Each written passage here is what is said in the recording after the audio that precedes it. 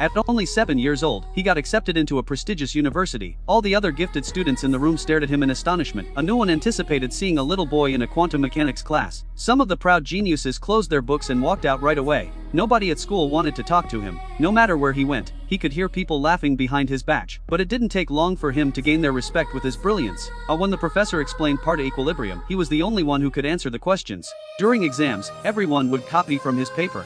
It was clear that he was a genius among geniuses, but he wasn't born with any special genes.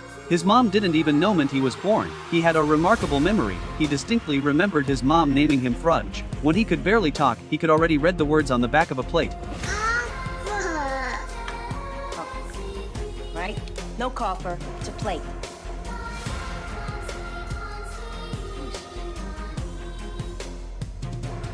Once he started elementary school, his differences became more apparent. While the other kids played jump rope and soccer, he was off to the side, creating lifelike portraits with chalk. In music class, he could play the piano to match the teacher's singing. The other kids thought he was strange, and nobody wanted to hang out with him. But Fred really wanted friends. When you compare it to Fred's genius brain, his mom acted more like a 3-year-old. After finishing her shift at the Chinese restaurant, she would show up at school in a Cheongsam to pick him up. On the bus, she would swing from the handrail like a little monkey. While Fred was studying advanced calculus, she was tossing cherry pits out the window, practicing her magic tricks, and gossiping on the phone. It didn't take long for Fred's records to catch the attention of the local genius training center, but his mom just wanted him to enjoy a happy childhood, so she decided to decline their offer.